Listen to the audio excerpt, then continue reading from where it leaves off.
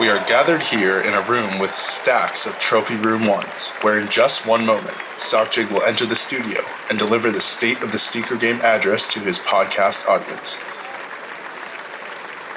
We've just been told Sockjig is about to be introduced. Here's the Sergeant at Arms. Let's listen in.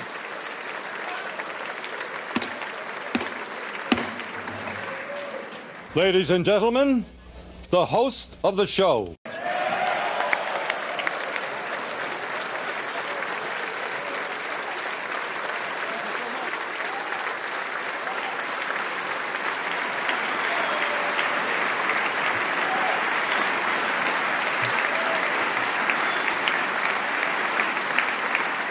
Thank you. Thank you all very much. Let me begin by saying that because I'm giving the State of the Sneaker Game address today, I will not be doing my usual comedic bits.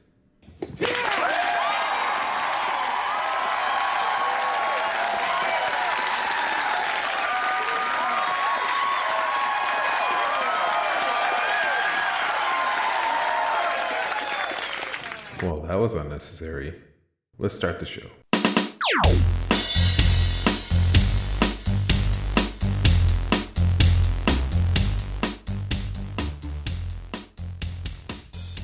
Ladies and gentlemen, the state of the sneaker game is kind of miserable. It feels like there's more sneakers than ever, but they're also harder to get than ever. And how did we get here? This past year has kind of changed a lot of things.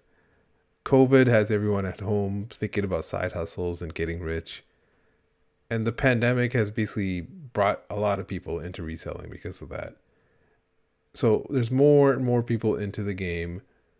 You see the effects of just how everything has changed in the last year. How first come, first serve was basically removed from large parts of the country for a long time. And stuff got moved online. People are getting steamy money and people are out there buying their grails. Shipping delays have really compressed the release schedule this year. Shoes that were supposed to release keep getting pushed and pushed and pushed. And for the average sneakerhead, it's harder to tell what's going to sell out and what's going to sit. The Griffies that recently released, those flew. Whereas 2 years ago, 3 years ago, it might have sat. Jordans that used to sit for a bit now seem to just basically fly. Those red cement 3s that dropped, it almost feels like a lifetime ago back in All-Star Game 2020, pre-COVID. If they dropped today in the same numbers, they would probably fly too. The purpose of this episode is to basically go over the state of the sneaker game in terms of botting, reselling, the sneaker brands, retailers, and I'll talk about how to manually buy something, and who's to blame for your L. And then finally, I'll wrap it up with some final thoughts. So let's kick it off. Okay, let's start off by talking about bots and the general landscape of botting itself. First off, as a disclaimer here, I don't bot myself. I'm just not in a position in life right now where I can scale up an operation that requires a bot. If I still had a bot, I just use it to cop casually, and all that stuff I could just do manually anyways.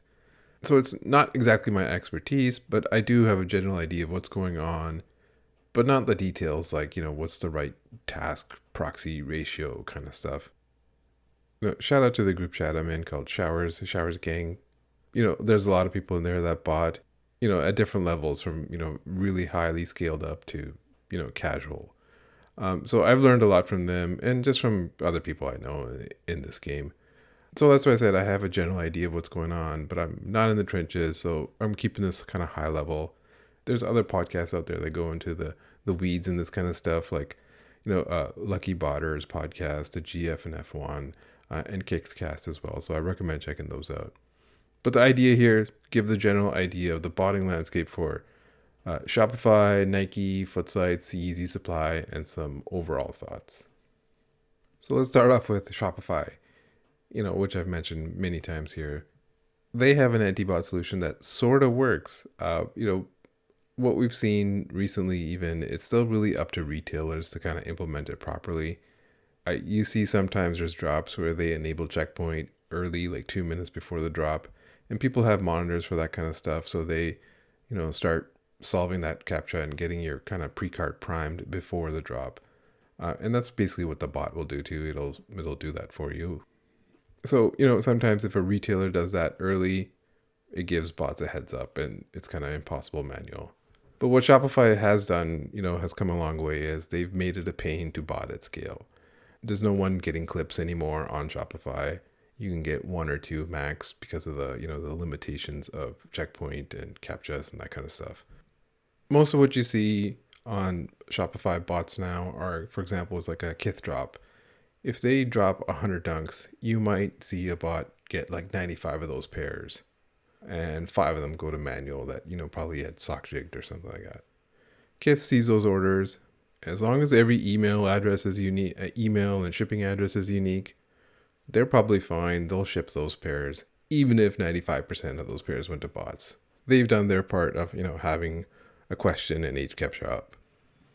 Overall, it's still pretty hard to, check something out on a Shopify drop, even with the anti-bot stuff.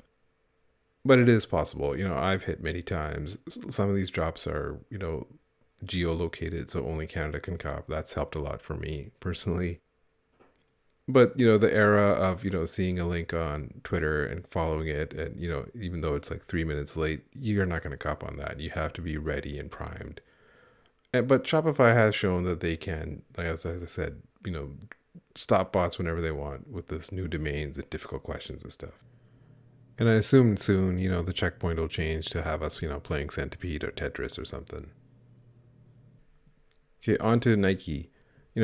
Really Nike is a split between sneakers app and desktop. For the sneakers app, despite what people think, it's pretty hard to bot. Nike has come a long way in how they stop bots. I know a lot of, especially with that Joe Hebert thing, where the average person just thought it's just bots taking everything on sneakers. It's, for the most part, it's not really the case. But I have seen more and more success lately with sneakers botting. There's a bot called the Shit Bot I've mentioned before. If you follow them on Twitter, they'll post like an animated video of a piece of shit celebrating the number of checkouts they got. And the question with Nike all the time is really, did they turn filtering on or off? Sometimes, most of the times it's on. There's been drops here and there where for whatever reason it's been off. For Nike desktop, really the issue with desktop is, can you go to war with a bot called Dragon AIO? It's a very powerful Nike bot that basically just cleans up. And so there's the mids and Jordan lows, that kind of stuff that drops there. Those are the high key items that go for money that people want a large quantity of. So that's where a bot like Dragon will, come into play and kind of clean that out.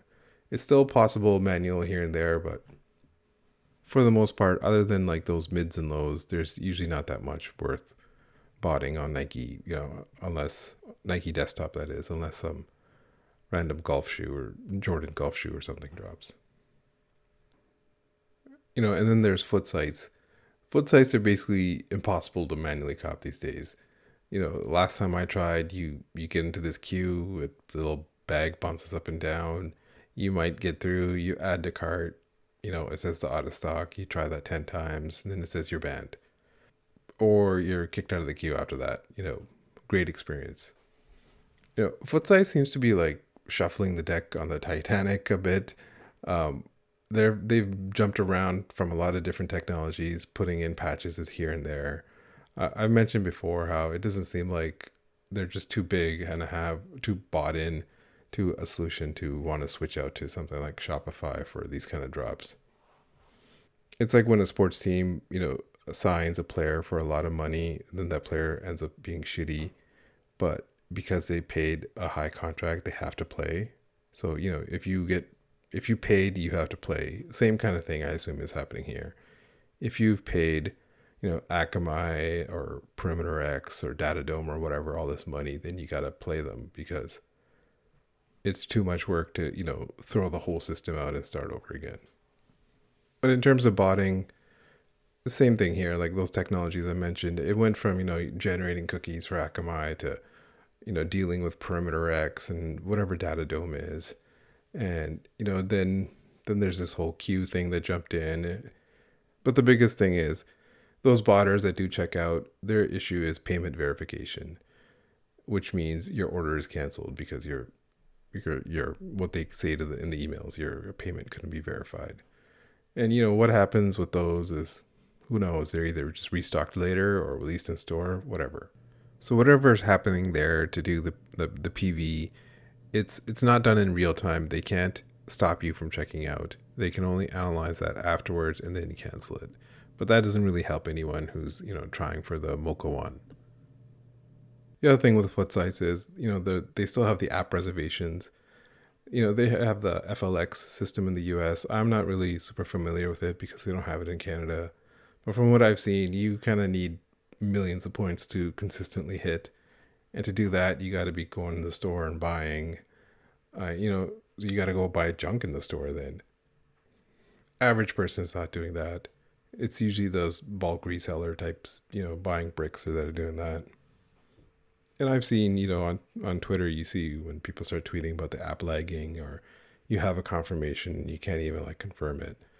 So there's those problems. They exist, and it seems like they still kind of favor the bulk reseller. For YeezySupply botting, it seems to be an issue of, do you have a bot that works that week? Dash and Splash Force have been usually pretty consistent on YeezySupply. There's probably others that, I don't follow all of them because I don't even try. The other issue is your zip code banned or not? My zip code in the US is banned because it's kind of a big reshipper zip code. So I'm out. So overall for YeezySupply, it seems like you need a mix of a couple things. You need a bot that's working that week. You need a good Gmail with a high enough of a score, and you need to have your zip code not be banned. I heard for the last drop that I heard most of New Jersey was banned. And that's a popular one because it's a no tax state. And for the Gmail thing, you need a Gmail that has a 0.9 score for each task. So you better have a lot of those Gmails watching YouTube or whatever that are properly farmed. It's not me, but I'm sure there's dad botters out there that have their kids watching Peppa Pig on YouTube or something, and they're just reusing those Gmails for tasks later. Some trends that I see is kind of this outsider in terms of bot development. There's lots of newcomers that seem to spring up with a lot of unproven success, and then buyers jump in because those are the bots that are actually available to them for retail or as a group buy in their cook group or whatever. And so, the question is, how many of these new bots are real and how many are just, vaporware or stolen code or reverse engineered code? I think on Twitter one day I said, bot devs should just basically license part of their working modules to other bots. And that way, instead of having them steal your code, you just kind of, have your enemies closer kind of thing. And someone said that, I'm probably on the right line, but replace modules with bypasses. So there you go. That's probably what's happening right now with all these bots. The other thing I've seen is a lot of cook groups have popped up and they're tied exclusively to a bot, which is actually pretty smart. You want to double dip. You want to be able to make money consistently with a group and with a bot, and that's the only place to get it. I've seen this with, GFNF has that KSR bot, and that's the only place to get it. Overall, my view, the old stalwarts are still great, like Cyber and Kodai and maybe even Wrath or something like that. But getting those is just harder than ever. The only way to really easily get it is just to pay resale on BotBroker or some of the other marketplaces. These bot restocks are botted, so ironically, bot devs are having a hard time stopping bots. Go figure. And for bot devs, the goal for them is to get the bot into the hands of people who will actually use it to bot instead of these bot flippers that come up. So, because those people will just buy a key and hold it and sell it. And so really the best way to get it in the hands of, people who actually use it are the people who are willing to pay market price. So that's why you see a lot of these bots sold on BotBroker. But what I can see is, week to week, Footsites and YeezySupply are the meat and potatoes of botting right now. Those are the focuses of most botters. And, don't let some of these, flex photos fool you. Botting is harder now than it ever was. The golden age of botting was, 2016 to 2018. Back then, Phantom and Ghost and Dash and Cyber were just basically cleaning up and just all hitting clips. And back then, bots worked literally on everything: sneakers, Shopify, Footsites, everything. Those days are over. It's a slog now. It's like, do you have the Gmails? Do you have the proxies? Do you have different pools of proxies? Because if one is toast, then you're all out. These big botters often invest 5 to 10K for a drop. It's like, if you want to get into this, do you have that kind of capital? Do you have that kind of time? If you're on the West Coast, I always say, do you want to wake up every weekend at 4 a.m. PST for, a 7 a.m. EST Footsite Yeezy drop? Let's talk about reselling a bit here. As I mentioned at the top, one of the biggest things is with this year and the shipping delays is all the delayed releases. It's that how it's just basically compressed all the releases in the calendar for the rest of the year. And when it comes to reselling, it makes it really unclear if an item is limited or not. Or did the store just only get half the stock now and they're going to get the rest, 4 or 5 weeks later? We just saw, Carmine 6's shock drop today on Nike. So for resellers, shoes that you would have normally held, it might make more sense to just quick flip it. So the more plugged you are, as always, the more info you have, the better off you are. The other big trend I've seen a lot in the last year is that resellers just moving away from sneakers and moving on to cards or crypto or whatever. 2020 saw people moving on to Nintendo Switches, to selling pools, to PlayStations. It was a good racket. And I've just seen several people on Twitter saying they don't even bother with sneakers anymore, other than easy stuff like on, trying on the app on sneakers or something. If you move on to cards full time, I wish you well. I wish more people would leave sneakers so it's just easier for me to buy. And, personally, I just don't have time to take on another hobby like cards or something. I'm old. I have a bunch of cards from the dead card era. I found a Stromile Swift Vancouver Grizzlies rookie card the other day.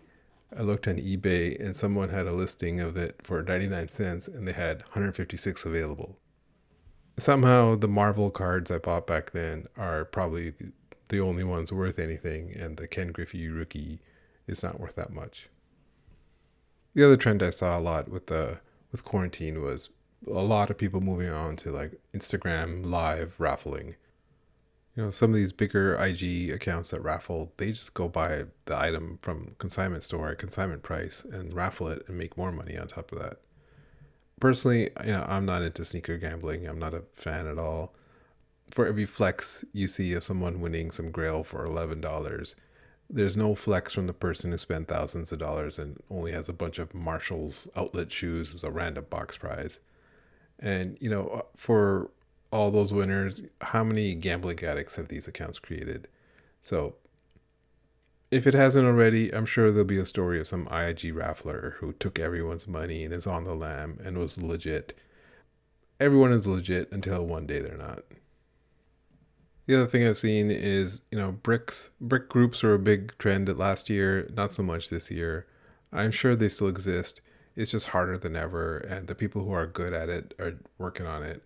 Others seem to have moved on to, pools or cards or whatever. There's still opportunities if you know your SKUs. And if you want to put in the effort at the outlets, it's still obviously viable.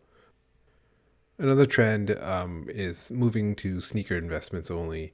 This is something I've done where you just buy shoes on goat storage at the aftermarket price and you just hold them in goat storage until they go up and then you sell them right there. It's kind of hands-free, no fuss. You don't have to ship anything. You just have to make sneaker calls yourself. There was these smoke gray GS mids that look like the Dior's.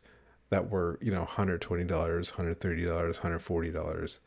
I might have bought like 20 of them on Goat, put them on Goat storage, and they all go for 300 or so. Chicago mids are like that too.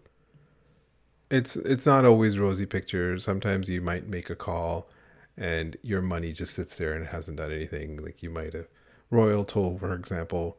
There might have been people who invested in that in GS pairs or even men's adults pairs, and those are basically still at the same price as when they first released.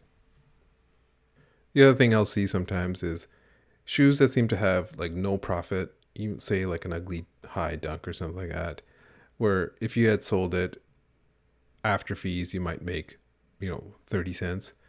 Those shoes will still fly because people, one, don't have the time to check the app, or either just want to hold it, or they're selling it in consignment where they can make $20 or something like that. The other trend that's always going to be around is flexing for clout. That's just the world we live in. I understand the draw of it. It gets your name out there. That might be good for your business if you, do IG raffles or whatever. And it gets the attention you ordered, but you also have to deal with the consequences.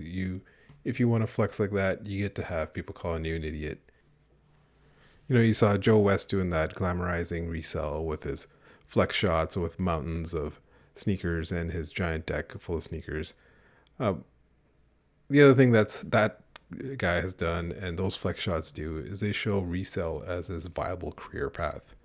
And I talked about this in the Joe West episode where, is it really a career? But people see these shots and be like, hey, I can do that too. I'm 19. All right, let's talk about the main sneaker brands, including the most in-depth analysis of Puma you'll find on any sneaker podcast. I promise you that. But let me first start off talking about Adidas, and then we'll kind of end it off with Nike since they're the biggest player. How do you recap Adidas' year? What are they doing? No one really knows what they're doing. The main issue with Adidas has always been that it seems like Germany HQ makes most of the decisions. And are those German executives in touch with North American audiences? There's not exactly many hits in 2020. When I did my best of 2020 bracket, I had no Adidas shoe, not counting Yeezy in this part. I'll cover Yeezy separately. Sure, they've had a couple nice shoes here and there. Adidas skateboarding has done some really good stuff. They had some good storytelling and some nice shoes. But, like a radio station, you got to play the hits, and where have the hits been? You can't get hits on the radio station playing Yola Tango. Yola Tango was like a 90s indie rock band. Their biggest hit was probably Autumn Summer. I don't know. They didn't have very many hits, but good albums. And they have a good selection of collaborators. Beyonce, Pharrell, Bad Bunny. The Bad Bunny stuff seems to be, handled well. And, and everyone has seen what they've done with Pharrell shoes now. Like, who wants a Pharrell shoe?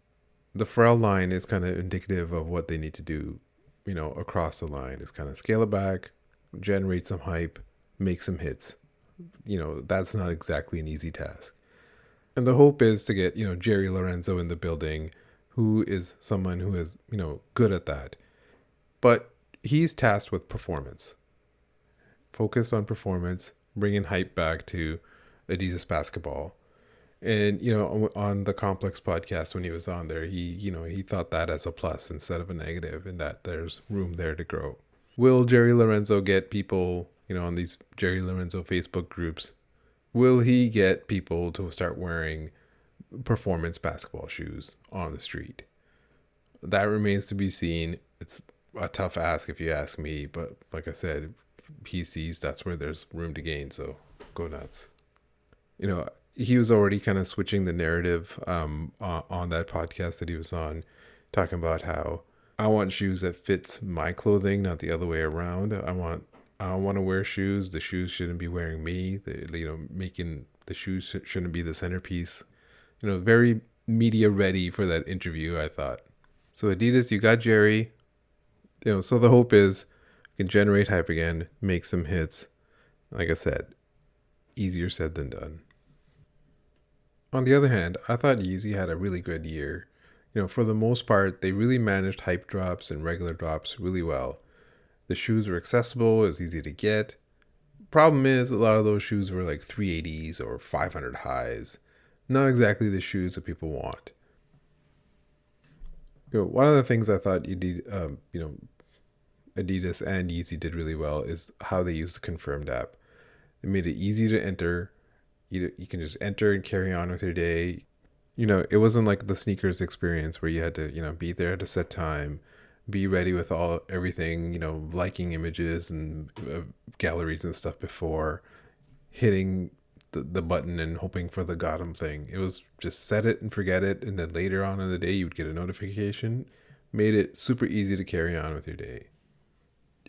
Some of the cons for Yeezy, of course, has been, like I said, the 380s and 500 highs. They've done some other stuff too that retailers must use Yeezy images. It seems to be loosening a little bit recently. I've seen Packer use like real photos here and there. Another thing they've done is they've kind of made these fake sellouts where stock is pulled after a few days, even if it's going to sit, because they don't want a 380 to be sitting for weeks and be discounted. So they make it available. If it doesn't sell out, it's pulled. And where it goes, who knows, back to the warehouse. Save it for Yeezy Day later on or something. But overall, I like the risks that they take with new models. The minivan, the 450, all these crazy boots that are coming out. That blue stripe boot I thought was actually pretty cool. There's this big orange one, 1050 maybe, coming out. That one looks pretty nice. They're taking risks. They're doing stuff. The 450 might not be for you. Some of these stuff might fall flat, but that's what you should be doing. You should be making shoes that make you kind of uncomfortable, or what is this? And it kind of pushes the game forward. And so that's what I really like. And the foam runner did that, and it's barely a shoe. It's more just footwear. That is probably going to be one of the top shoes of the year. They could flood the market with those, make them all limited, make it so people get enough, but not enough. Play the hype game. And so I hope they do well with that, and I hope they have a good year. New Balance had an awesome 22. They had a ton of good collabs with the Jound one, the Salehi one, the Casablanca one. Lots of good stuff. The first quarter of 2021, nothing really that great. The follow-up Casablanca one, it was like, all right, that's enough already. We kind of get it. There was that 992, the one that looks like the Toys R Us giraffe. What's the guy? Jay Peterman, Zack Snyder. I don't know, something like that. That 992, and that one had like a kind of disastrous release too, where it kind of leaked early. Todd Snyder, that's what it is. Zack Snyder, Jay Peterman. That was a nice shoe. I didn't personally like it, but it's even the bad 992s are not that bad really to me, even if I wouldn't personally wear them. And 992 is a protected shoe. Its stock levels are always going to be, less than 1,000 pairs when it comes to collabs. And I'm sure there'll be waves of where the gray 992 comes back every 4 months or so. That's one of the things that they've kind of handled pretty well. For New Balance numbers, because New Balance is not Adidas or Nike, so they're never going to have a release where it's 100,000 shoes. It's supposed to be, one of the other things is upcoming collabs. I'm hoping they have more hits coming out. It's supposed to be the year of the 993, and I haven't seen one yet. I've heard that the Joe Fresh Goods next shoe is going to be a 993, and then something else as well too. And they had a couple hits. They had a hit with the 327, and it seems like they're going to introduce more and more silhouettes. So same thing as I said earlier with Adidas. It's good to get that out there. You got to kind of make the hits at the collab level and at the kind of GR level. So overall, hoping to see more good stuff, especially with the collabs for the rest of the year. Okay, Reebok. I think Reebok had a pretty good year as well too. I really like the Pierre Moss stuff, the Sculpt shoe and the Road Fury or whatever it's called. Reebok has kind of handled the classics really well too. They bring them back in a lot of colors. They modernize them a bit. Really right now, if you're into Reebok, it's kind of like the Club C golden age. There's tons of good Club Cs that come out. Even just the regular ones look good. You know, the jound ones were good. There was the sneeze one. Really, you know, Reebok fans, you know, I had this idea that the Reebok fans should kind of band together and give themselves a name and a hashtag.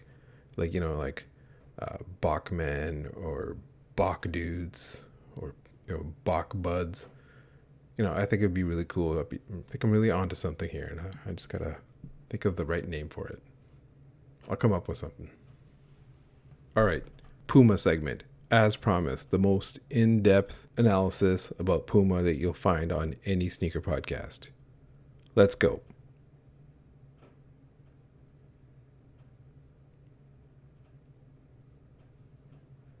All right, that was the Puma segment.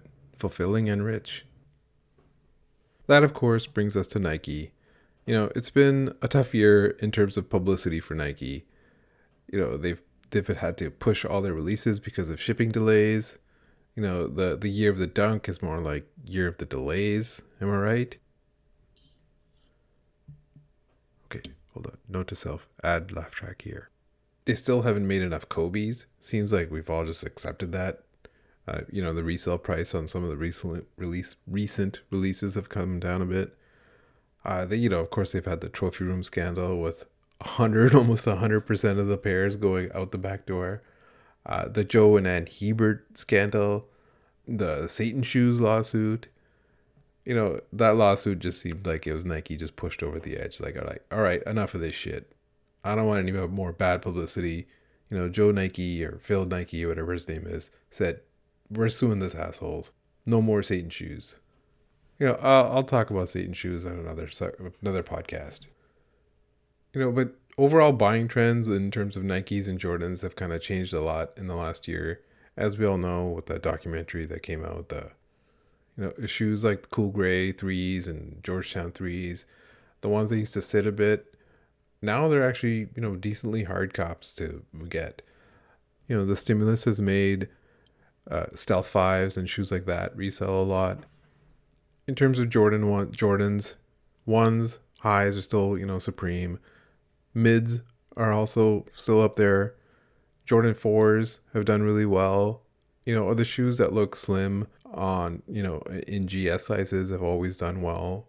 The 4s, 3s and 13s and 6s, not too much. It's just too bulky. But, you know, those are the type of shoes that actually do well in, you know, size 12. Where, you know, size 12 washed old people like myself like those kind of shoes. You know, that brings us to sneakers and sneakers L's. I will be talking a little bit more about this, but, you know, overall it seems new accounts seem to win, and that's Nike's algorithm of not wanting to scare away new customers. So if you haven't won in ages, make a new account, get your aunt's cell phone number, get her to give you the code, you have a new account. You know, Nike wants you addicted to that got 'em screen, especially if you hook them early. You know, it sounds like a drug dealer, but that's what works. You know, only in drug dealing and in tech do people call your customers users. Once you got them hooked, then everyone comes to the sad realization that most of us have come to, that it's really hard hitting. And, you know, I've seen some stock numbers on hype collabs on sneakers. You know, I've been given this information. You know, there was a recent fashion collab where the stock was like 7,000. You know, just think about that. There's 7,000 pairs of that shoe on sneakers. There might be 7,000 people trying in New York City alone. So think of all of North America. Think of everyone, you know, them and their mom and everyone in their multiple accounts and your aunt's cell phone number trying for those shoes. And there's only 7,000 of them. To be fair about stock levels, there's more people in the game than ever now, especially in this last year. And the way these shoe releases go, everything's on an 18-month schedule. It's not easy to just flip the switch and increase stock instantly, especially with COVID shutting down factories last year and the shipping container stuff going on now. You know, Kobe died more than a year ago, and we still haven't seen more Kobe's. Maybe in 4 or 5 months we do. If we don't, then Nike basically decided not to increase stock. One thing Nike actually has handled really well is the stock levels on the OG big releases every year, the tentpole, the fire reds, the holiday 11s, the OG 5s, that kind of stuff. They've paid true proper homage to those shoes by making them available in large quantities. And that's where they get it right, where there's a large quantity out there, and if you try for it, you'll get a pair, maybe even double up. A couple of months later, they end up reselling for a lot too, because people just missed out. But Nike, as I've mentioned before too, Nike has seen what happens when you give too much of what people want. Then they just know that people don't want what is easily available. As I've said before, think of that undefeated 97 drop of the olive and that black Volt one every time you wish there was more stock. There was a ton of those, a lot of people hit, and they all go for under retail on StockX now, like almost even the olive one sometimes. Let's talk about retailers a bit here, and their role in you getting sneakers. Guess what? Retailers like when stuff sells out, and sometimes they don't care how it sells out. So it becomes a topic of how much effort can be expected from retailers. Some retailers care a lot, some seem to not care at all. We've seen drops that have full bot protection with new sites and questions and HCAPTCHA and all that kind of stuff. And then we have sites that have all that stuff, the Shopify Plus anti-bot solution, but don't turn it on at all. And we've seen stores that have retailers that have VIP programs. There's ones that have explicit ones online like Premier. And there's, retailers that kind of have it behind the scenes like Mr. Porter or Essence. And, one of the things I've heard, talking to VIP reps is there's more and more VIPs every month almost, but the stock is the same. They might get 20 pairs of City Market Dunks from Nike, but they might have 200 VIP. So how do you give that to them? You give it to the top 20 then. What else do you do? Premiere is one of the ones where they've kind of the trailblazer in this, where they've done a lot of this kind of stuff, of innovative stuff of, either sending you an email or a first come, first serve pool only for VIP, what they call gold or platinum members. Things like that. There's a lot of room there to play with and kind of experiment, but it ends up being, like I said, how much do you care to do that? Because a lot of them right now, they got their hands full with just regular raffles. Raffles are a ton of work because there's a lot of you people entering all these raffles, especially with raffle bots and stuff, botting these raffles as well too. You got to filter all this stuff. You got to vet this stuff.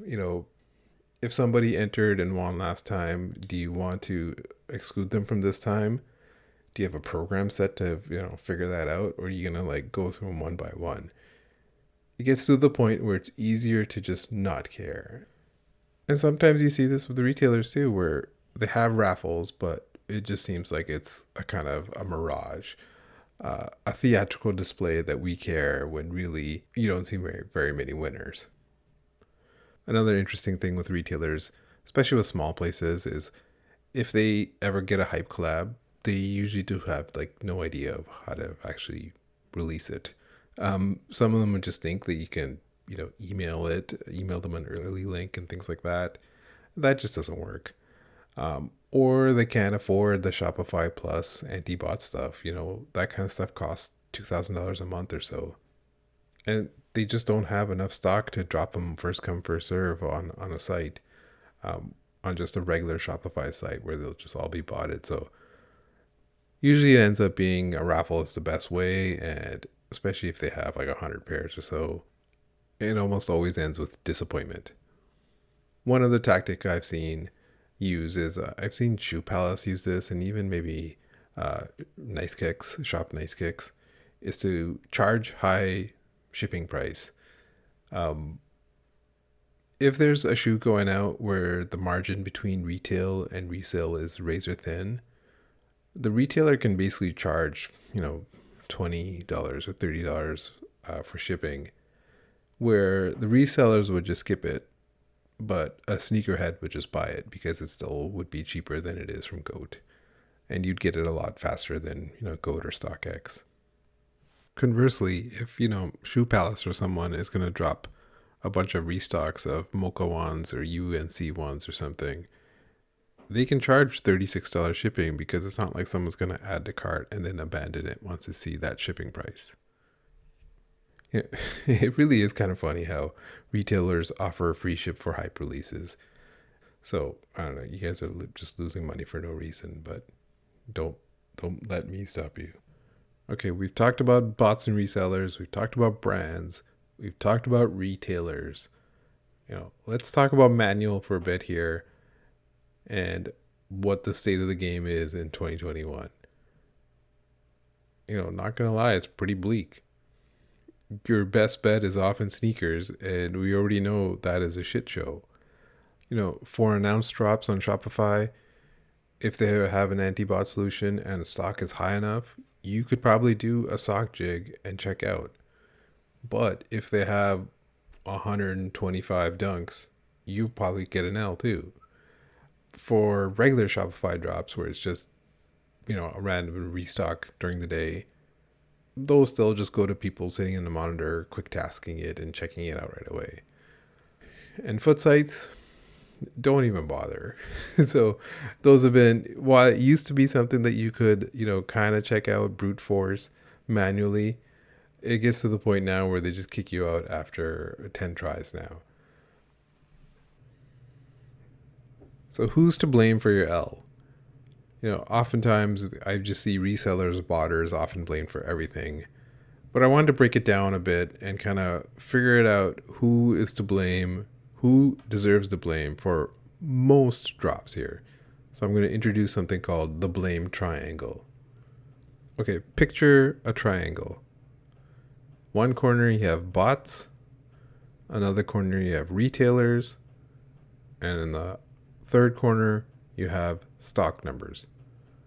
For most online drops, you can blame at least two of those people. This is kind of an invert of the pick two triangle. You'll often see something like pick two in this triangle: good, fast, or cheap. You can get things good or fast, but it won't be cheap. You can get things fast or cheap, but it won't be good. This is just kind of inverting that, where if one of the issues is addressed, then it's usually the other two to blame.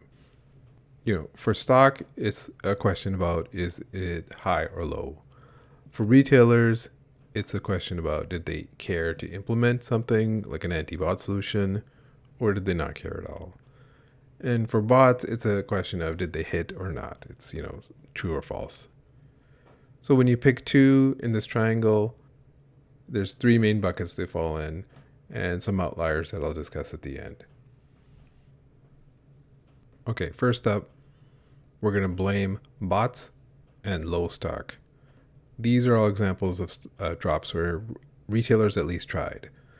A good example is Kith, with bot protection enabled, and a question, dropping a Nike Dunk where the stock is low, like 90 or so. What ends up happening is bots like Balco end up taking a majority of the stock one at a time. Sure, if the stock is high enough, manual users, like I said, can sock jig and try to pick up one or two. But for most of the time, it usually goes to, Wrath or Balco or whatever the best Shopify bot is today. So who's to blame? Nike for making stock so low on this one. By design, those city market dunks that I talked about earlier, those were designed to be for every retailer to have very few of them. Who else is to blame? Botters, of course. Balco or Wrath or whoever is taking stock is, they're picking them off one by one because they're just so fast. In this case, the retailer can't be blamed because at least they cared enough to have protection, and they can't really do anything about the number of city market dunks they get. Okay, option 2. We are blaming bots and retailers. This is an example where stock is high. Think of Footsites dropping, say, 20,000 Yeezy 350s. Imagine if 20,000 350s dropped, weekly like Union 4s did, where bots basically got nothing and it all went to manual.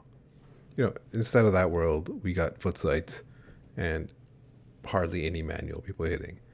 Another example is a Shopify drop where bot protection is off on purpose or by mistake.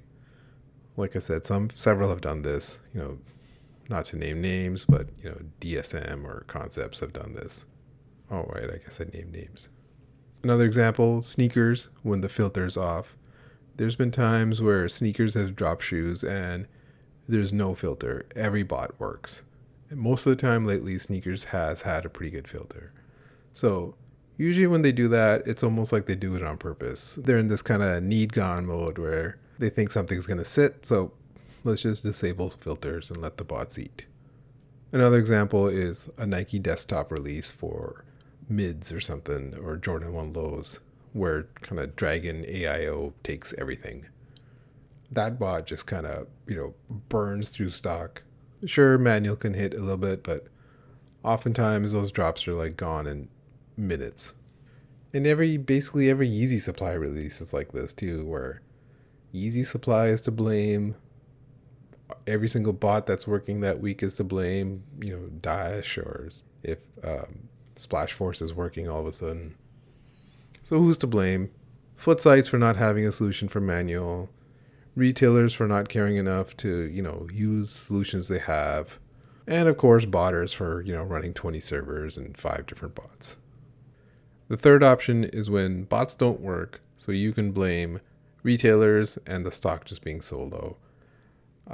This doesn't happen very often, but, the example of this is just any sneakers drop where they filter, but because Nike is both the retailer and the decider of stock levels, they've decided to only give you 7,000 pairs of whatever fashion collab that they have on sneakers. So Nike's to blame for that. Their algorithms have decided that it's in their best interest for this shoe to have a low stock number. For the most part, bots don't work on sneakers, but I know that has changed recently where some have had more success than they did in the last year or so.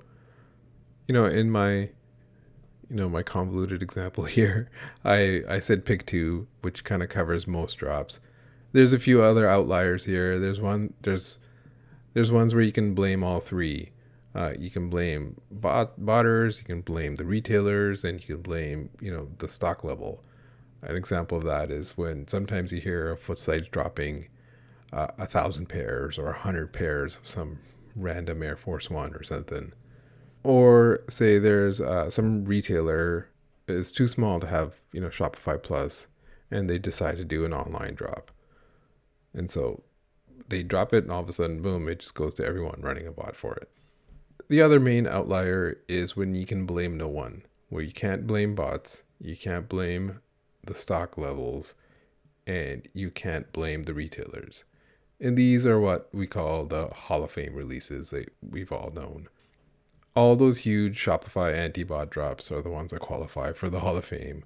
The Union 4, the Bodega, the Dunk, the Concepts, a Dunk as well too.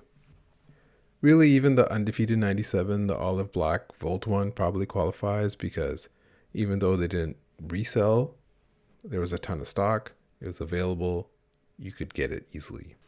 On the other side, the hype side, I've mentioned this before, probably one of the best releases was the Sean Wotherspoon 97 one, where they had a lot of them, there was a lot of success, there was a ton of hype and a ton of resell. But that was like a perfect drop. Obviously there's still a lot of people who missed, but designing a drop like that is super hard just to generate hype like that. Some final thoughts here. Generally people want to blame bots for everything. The non-sneakerhead wants to blame bots for everything. But like I said, there's plenty of blame to go around here, really. Retailers sometimes care a lot, sometimes not at all. Sometimes they care just enough to pretend like they care. And sometimes it's the same retailer doing that for 3 different drops. And that's what's kind of, maddening about all this, about the game. As I mentioned, for the brands, for Nike and Adidas, For Adidas, like I said, with their Pharrell line, it seemed like they need to scale it back. The shoes are too available. People don't want them. They got to generate hype. But for Nike, it's almost the complete opposite. Nike shoes are not available. People want them. They can't get them. And they're angry about it. But, scarcity has always been the Nike model here. But now there's just more people into the sneaker game than ever before. If Nike increases the stock like Adidas did with NMD or Ultra Boost, who's going to want it? As Ricky says on Trailer Park Boys, it's all supply and command. So Nike's sitting over here saying, you guys hate us for not giving you what you want, but really, we know what you really want is you want shoes that are limited. I pass the blame around to bots, to retailers, to brands, and how they control inventory. But in all this, you can also kind of blame yourself. I know what you might be thinking, but it's the company's fault for making me want it so much. When it was announced that Virgil's making those 50 new versions of the Dunks, I said a tweet about it, and, making fun of Virgil being incredulous that people are mad at him about this. And I got a reply from Scotty, at Scotty KidX, I think. And he said, people are being led to the realization that they only want things because they're limited and they're still refusing to acknowledge it. And it's a great point. It's like, I'll say it again. Are you being led to the realization that you only want things because they're limited? And are you refusing to acknowledge it? If you don't acknowledge it, you've only got yourself to blame. If you acknowledge it, the game is the game. Okay, I didn't mean for that to rhyme. And for a lot of people I know, it's like, especially with my age people, it's about nostalgia, I wanted the things that I had back then, and now I can get it. REM has a song called What's the Frequency, Kenneth, where he says, irony is the shackles of youth. For my people my age, it's almost like nostalgia is the shackles of age.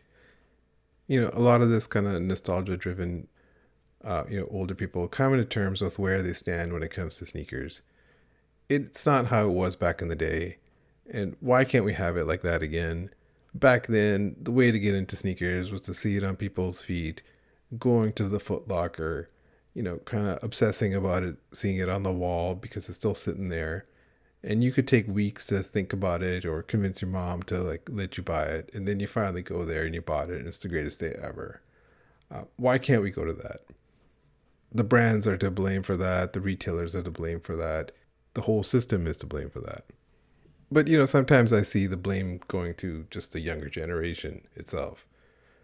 But really, my thought is every generation should have their own thing.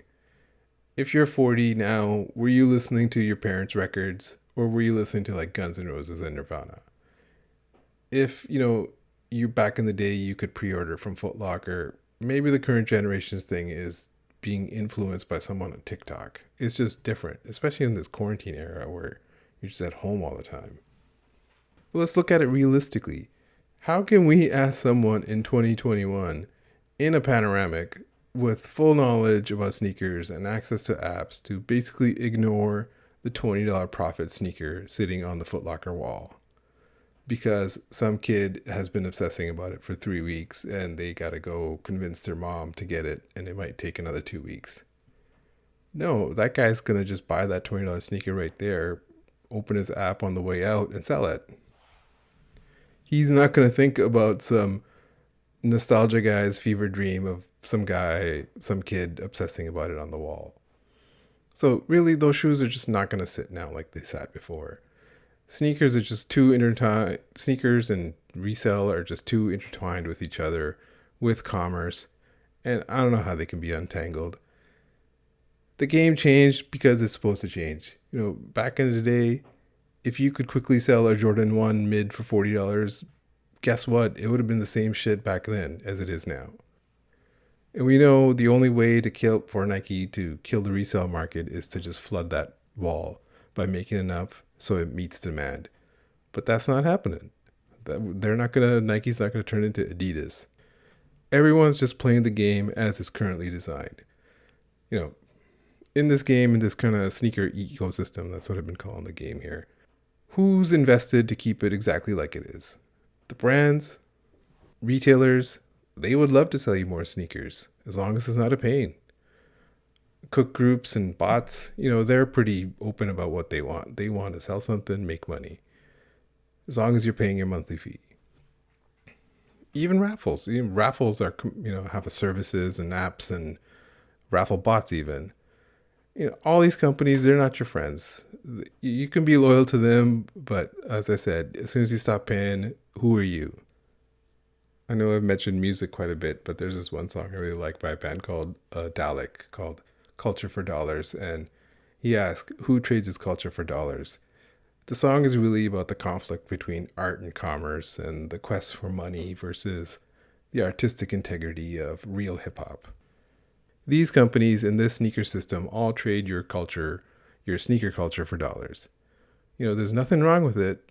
People want those shoes. They're making what they want, so they got to make enough, but not too many. But how's it going to change?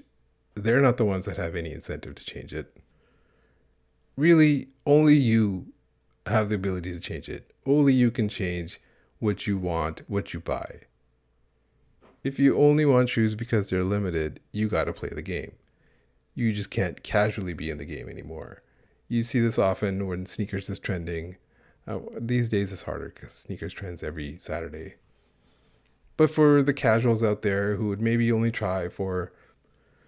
But for the casuals out there who, skip most sneaker releases and try only for Jordan 11s or Fire Red 4s, but then they see a Mocha 1 and now they want it. Now they're in the game, and then now they see how hard the game is, how hard raffles are, how, Shopify drops are just whizzing by. They want that Mocha 1 and they don't get it, and then now they're pissed. It's like, what the hell has sneakers come to? All of us who are in this, playing the sneaker game day to day, look at it and be like, oh, that's normal. We're used to that kind of glutton for punishment kind of thing. So to be in it, you got to basically be in it, enter raffles, try for all the drops, always wake up early, try for that thing, become accustomed to the L, and hope by the end of the year you at least got a couple of the dunks that you wanted. And that's what Nike wants. They want you to keep you chasing for more. So in that case, what can you control? You can control your mood. You can control the time you spend on this. If you didn't hit the UNLV dunk, there's, 40 more dunks releasing this year.